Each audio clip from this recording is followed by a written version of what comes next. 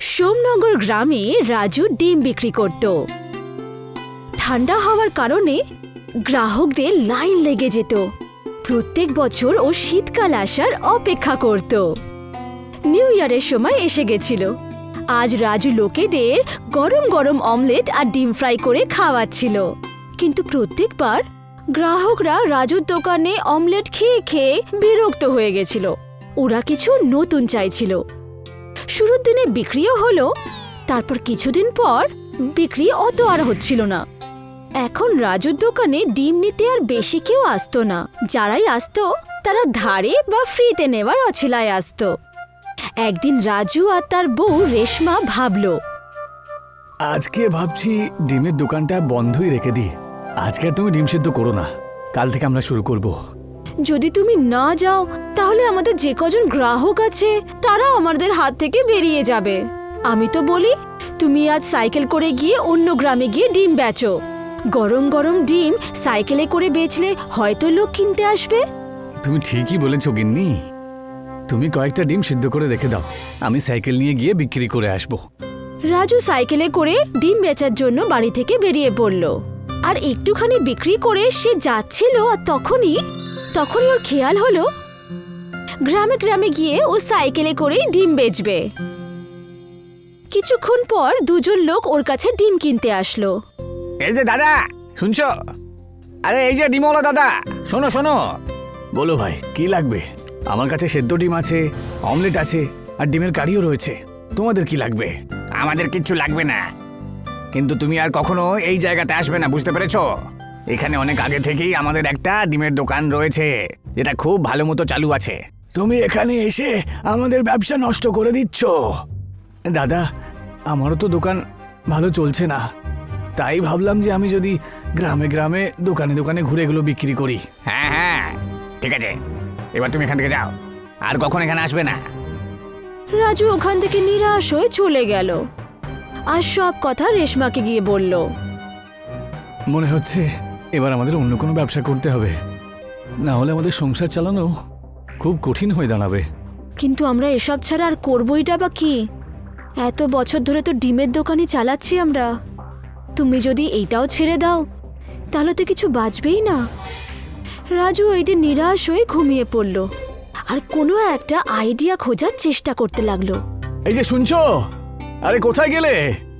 হ্যাঁ আসছি, বলো কি হয়েছে? আচ্ছা, যদি আমরা আমাদের ডিমের দাম কম করে দিই তাহলে হয়তো লোকেরা আমাদের ডিম কিনবেই কিনবে। কিন্তু আমাদের ডিম তো প্রথম থেকেই সস্তা। দাম যদি আরো কমিয়ে দাও তাহলে তো কোনো মুনাফাই থাকবে না, আমাদের পুরো পরিশ্রম বরবাদ হয়ে যাবে। রাজু আর রেশমা বসে বসে নিজেদের ডিমের ব্যবসা কি করে বাড়ানো যায় সেই সব নিয়ে চিন্তা ভাবনা শুরু করলো, কিন্তু কোনো ফল হচ্ছিল না। আমার কাছে একটা উপায় আছে। আমাদের মার্কেটে সোনার ডিম প্রচুর বিক্রি হয়। যখন আমি ছোট ছিলাম তখন ওখানে সোনার ডিমের কয়েন বানিয়ে বেচা হতো, আর ওটা ভীষণ সুস্বাদু আর ভীষণ সুন্দর দেখতে ছিল। তাই নাকি? তুমি ঠিক বলছো তো? যদি তাই হয় তাহলে আমরা আবার আমাদের দোকানে জমিয়ে বেচাকেনা করব। রেশমার কথা শুনে রাজু ওর বাপের বাড়ি যাওয়ার জন্য রেডি হয়ে গেল। রাজু ওর শ্বশুর বাড়িতে গিয়ে সোনার ডিম কি করে বানানো যায় সেটা শিখতে লাগলো। কিছুদিন নিজের শ্বশুর বাড়িতে থেকে রাজু গোল্ডেন কয়েন এগের রেসিপি শিখে নিল। এমন একটা ডিম যেটা রান্না হওয়ার পর সোনার কয়েনের মতো দেখতে লাগে। রাজু রেসিপিটা শিখল। নিজের গ্রাম সোমনগরে ফেরত এসে রাজু আবার দোকান শুরু করলো। এই যে শুনছো গিন্নি, আজকে দোকানে তুমিও এসো। আজকের দিনটা আমাদের জন্য বিশেষ। হ্যাঁ, আমি নিশ্চয়ই আসব। ভগবান আমাদের আশা নিশ্চয়ই পূরণ করবেন। রাজু আর রেশমা এই নতুন রেসিপি নিজের দোকানে শুরু করে দিল। আর যেরকমই ওরা ভেবেছিল সেরকমই হলো। প্রথম দিনের শুরুতেই ওদের প্রচুর বিক্রি হলো। আস্তে আস্তে পুরো শহর আর গ্রামে সোনার কয়েনের খবর ছড়িয়ে পড়ল। প্রথম মাসেই ওরা সারা বছরের মুনাফা করে নিয়েছিল। নিউ ইয়ারের সময় এসে গেছিল।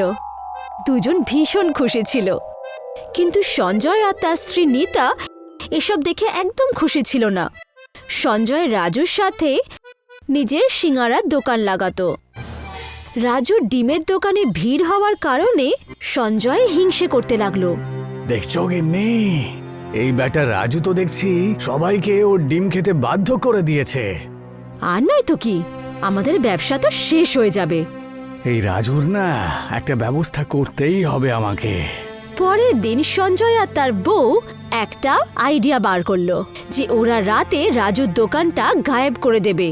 আর রাত হতেই দুজন স্বামী স্ত্রী মিলে রাজুর হাত গাড়ি চুরি করে ধাক্কা মেরে খাদের মধ্যে ফেলে দিল। সকাল হতেই রাজুর তো মাথায় হাত, ওখানে তো ওর দোকান ছিলই না। রাজু আর রেশমার তো কেঁদে কেঁদে খারাপ অবস্থা হয়ে গেল।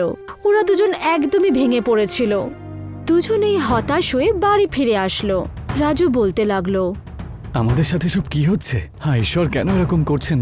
এখনো কিচ্ছু শেষ হয়ে যায়নি। আমরা এখনো আমাদের ব্যবসা আবার শুরু করতে পারি।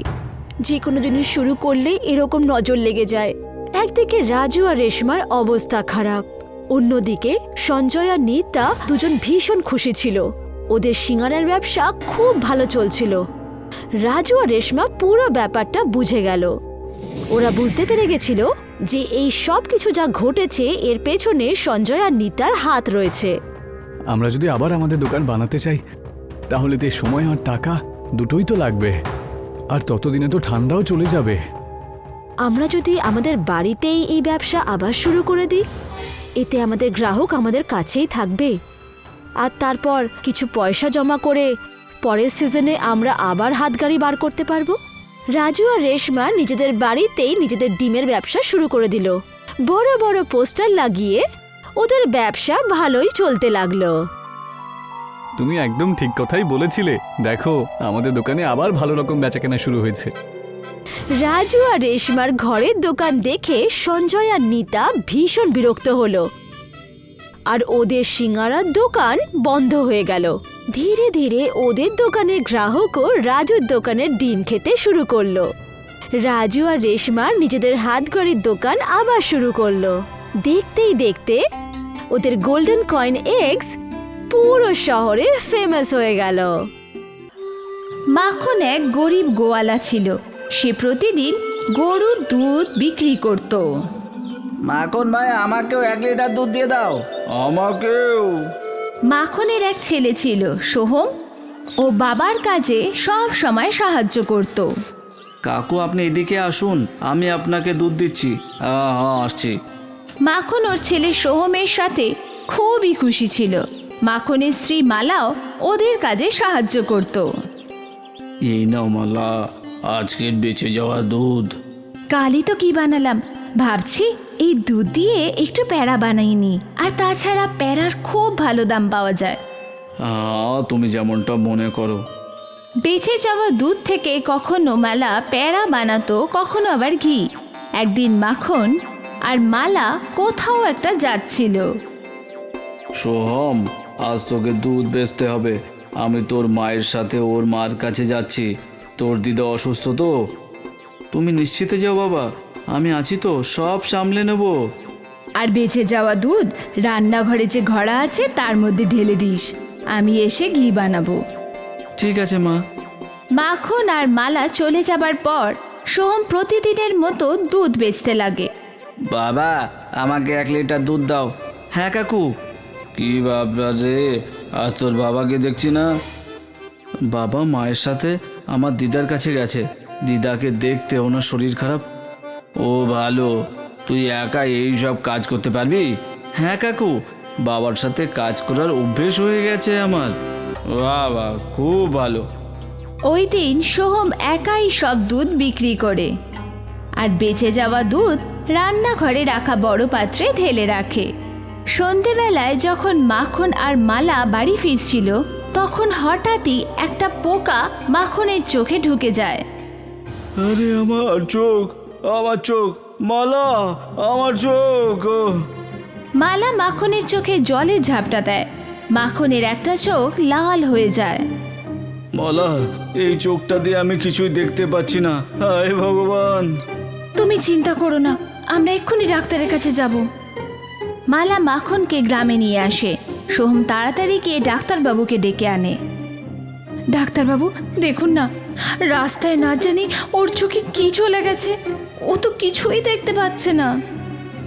ডাক্তার মাখনের চোখে টর্চের আলো ফেললো। মাখন, তুমি এই আলোটা দেখতে পাচ্ছ না ডাক্তারবাবু? ডাক্তার অনেকক্ষণ ধরে ওর পরীক্ষা করলেন, কিন্তু উনি কিছুই বুঝতে পারলেন না। ওর চোখে তো কোনো আঘাত লাগেনি, কিন্তু বুঝতে পারছি না উনি দেখতে পাচ্ছেন না কেন। এখন আমরা কি করব ডাক্তারবাবু? আপনি ওনাকে শহরের স্পেশালিস্টের কাছে নিয়ে যান। ঠিক আছে ডাক্তারবাবু। পরে তিনি মালা ও সোহম মাখনকে নিয়ে শহরের স্পেশালিস্টের কাছে নিয়ে গেল। স্পেশালিস্ট লেজার মেশিন দিয়ে ওর চোখ পরীক্ষা করেন, কিন্তু তা সত্ত্বেও কিছু ধরা পড়ে না। চোখে তো কিছুই খারাপ নেই, কিন্তু জানি না কেন উনি দেখতে পাচ্ছেন না। এখন আমরা কি করতে পারি? ধৈর্য ধরে অপেক্ষা করুন, আর কোনো উপায় নেই। যদি আস্তে আস্তে ওনার দৃষ্টিশক্তি ফিরে আসে। ঠিক আছে। মালা আর সোম হতাশ হয়ে পড়ে। ওরা মাখনকে বাড়ি নিয়ে আসে। পরের দিন থেকে সোহম একলাই দুধ বেচতে লাগলো। ও খুব মনমরা ছিল। দোলেটা দুধ দে তো। হ্যাঁ কাকু, আমাকে 1 লিটার দে। হ্যাঁ, এক্ষুনি দিচ্ছি। কি হয়েছে রে সোম, তুই এত মন মরা কেন রে? সোহম ওই লোকটাকে মাখনের সাথে যা হয়েছে সব বলে। জানি না আমার বাবা কবে দেখতে পাবে। তুই চিন্তা করিস না রে, বিজ্ঞান যেখানে ব্যর্থ হয় না, সেখানে আমাদের সংস্কৃতি কাজে আসে। পাশের গ্রামে এক খুব বড় বৈদ্য মশাই থাকেন, ওনার কাছে নিশ্চয়ই তোর বাবার চোখের চিকিৎসা হবে। আমি আজই বাবাকে ওনার কাছে নিয়ে যাব। হ্যাঁ, যা, উনি মিনিটের মধ্যে আমার ডায়াবেটিস ঠিক করে দিয়েছিলেন। তোর বাবাকেও সারিয়ে তুলতে পারবেন। সোহম খুব আশা নিয়ে বাবাকে ওই বৈদ্য মশাইয়ের কাছে নিয়ে যায়। মালা ওদের সাথে ছিল। বৈদ্যমশাই মাখনের চোখ পরীক্ষা করেন। ঠিক হয়েছিলটা কি? আমরা দুজনে যখন জঙ্গলের রাস্তা দিয়ে আসছিলাম, তখন কোনো পোকা বা মাছি ওর চোখে ঢুকে যায়। ওর চোখ লাল হয়ে যায়, আর সেই থেকেই ও দেখতে পাচ্ছে না। আমি বুঝতে পেরেছি। আমার কাছে এই সমস্যার সমাধানও আছে, কিন্তু ওর চিকিৎসার জন্য যে জড়িবুটি লাগবে তা অত্যন্ত দুর্লভ। আমি আপনাকেই জড়িবুটি এনে দেবো। এত সহজ নয় রে বাবা। আমার যে বটি লাগবে ওটা জাদুর বটি। ওটা দক্ষিণের পাহাড়ি জঙ্গলে পাওয়া যায়। আমি আমার বাবার চোখের জন্য সব কিছু করতে পারি বৈদ্যমশাই। এক রাক্ষসিনী ওই জঙ্গলের রক্ষাকর্তা, এক চোখওয়ালা রাক্ষসিনী। ও এত সহজে তোমাকে জড়িবটি নিতে দেবে না। ওই রাক্ষসিনী খুবই শক্তিশালী, আর সেই সঙ্গে খুব বোকা। তোমাকে ওকে বোকা বানিয়ে ওই জড়িবটি আনতে হবে। কিন্তু আমি জড়িবটি চিনব কি করে? ওটা জমিতে ফুটে ওঠা পমের মতো দেখতে, আর ওই জড়িবটির ভেতর থেকে সোনার মতো আভা বেরোয়। ঠিক আছে বৈদ্যমশাই, আমি ওই বটি নিয়ে ফিরব। সোহম বাবা, নিজের খেয়াল রেখো। মা, তুমি চিন্তা করো না, তুমি বাবার খেয়াল রেখো। সাবধানে যাস বাবা। মাখন আর মালা ওদের ছেলের চিন্তায় কাতর। ওদিকে সোহম শুধু নিজের লক্ষ্যে অবিচল। যে কোনো প্রকারে ও জাদু বটি এনে বাবার চোখ ঠিক করতে চায়। শেষে সোহম রাতে ওই দক্ষিণের পাহাড়ি জঙ্গলে এসে উপস্থিত হয়। বৈদ্যমশাই যে বললেন এখানে একটা চোখওয়ালা ভয়ঙ্কর রাক্ষসিনী আছে, কিন্তু এখানে তো কাউকেই দেখতে পাচ্ছি না। সোহম এদিক ওদিক দেখতেই থাকছিল। হঠাৎই ওর সামনে এক ভয়ঙ্কর রাক্ষসিনী এসে উপস্থিত হয়। আমার জঙ্গলে ঢোকার সাহস কি করে তোর হলো? আমি তোকে কে ফেলবো ছোটু? রাক্ষসিনীকে হাসতে দেখে সোহমও জোরে জোরে হাসতে শুরু করলো। তুই হাসছিস কেন? কারণ তুই আমাকে নয়, বরং আমি তোকে খেয়ে ফেলবো। তোর এত সাহস? তুই আমাকে কে ফেলবি? আমি ছোট হলে কি হবে?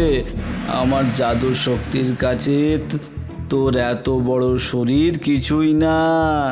আমি এখানে তোকে মারতেই এসেছি, যাতে তোরে মারার পরে পুরো জঙ্গলটা আমার হয়ে যায়, আর সেই সঙ্গে সকল জাদুর জড়িয়ে বুটিও। তুই এই জাদু জড়িবুটির কথা জানলি কি করে? আমি তো সেই জাদু জড়িবুটির কথাও জানি, যাতে তোর শক্তি বেড়ে যাবে। কি সত্যি? যদি তুই আমাকে এই জাদুর জড়িবুটি দিস তাহলে আমি তোকে অনেক সোনা দেব। আমি সোনা চাই না, বদলে অন্য কিছু চাই। আর সেটা কি? আমাকে ওই সোনার মতো জাদুর জড়িবুটি দাও, আর আমি তোমাকে সেই জাদুর বুটির কথা বলে দেবো, যাতে তোমার শক্তি দ্বিগুণ বেড়ে যাবে। রাক্ষসিনী কিছুক্ষণ ভাবতে থাকে। ঠিক আছে, চলো আমার সাথে। রাক্ষসিনী সোহমকে সঙ্গে নিয়ে পাহাড়ের পিছনের দিকের জায়গাটায় নিয়ে যায়। ওখানে অনেক জাদু বুটি ছিল। প্রত্যেক বুটি থেকে আলাদা আলাদা রঙের আলো বেরোচ্ছিল। সোহম সেখানে ফোটা পদ্মগুলির দিকে তাকায় আর সোনার মতো আভা বেরোয় এমন জাদু বুটির সন্ধান পেয়ে যায়। আমার ওই সোনার মতো জড়িবুটি চাই। তার আগে তুমি আমাকে সেই জড়িবুটির কথা বলো, যাতে আমার শক্তি বেড়ে যাবে। ওই যে সাদা রশ্মি যেটা থেকে বেরোচ্ছে, তুমি মনে রেখো, ওটাকে শোবার পরে আর ওঠার আগে খেতে হবে। ঠিক আছে। রাক্ষসিনী সোহমকে ওই দুটো সোনার মতো জাদু জড়িবুটি দেয়, আর সোহম সেগুলো নিয়ে চুপচাপ বাইরে বেরিয়ে আসে। কিছুক্ষণ পর রাক্ষসিনী ভাবতে থাকে। ও বলল যে শোবার পর আর ওঠার আগে ওটাকে খেতে হবে, কিন্তু ঘুমানোর সময় আমি খাবো কি করে? রাক্ষসিনী নিজের মাথা চুলকাতে থাকে, আর সোহম এদিকে ঠিকঠাক ভাবে বৈদ্য মশাইয়ের কাছে ফিরে আসে। বাহ খোকা, আমি তো ভাবতেই পারিনি যে তুমি এটা করতে পারবে, কিন্তু তুমি খুবই বুদ্ধিমান। বৈদ্য মশাই ওই জড়িবুটির রস বের করে মাখনের চোখে ঢেলে দেয়। মাখনের দৃষ্টিশক্তি ফিরে আসে। সবার আগে মাখন পুত্র সোহমকে দেখে। সোহম, আজ তোর জন্য আমি দেখতে পাচ্ছি রে। ধন্যবাদ তোকে, অনেক ধন্যবাদ। বাবা, আমাকে তোমার ধন্যবাদ জানানোর কোনো দরকার নেই। মালা পুত্র সোহমকে জড়িয়ে ধরে। মাখন আবার দেখতে পায় সবকিছু। ওই জাদু জড়িবুটির জন্যই ওদের সমস্ত দুঃখের অবসান হয়ে যায়।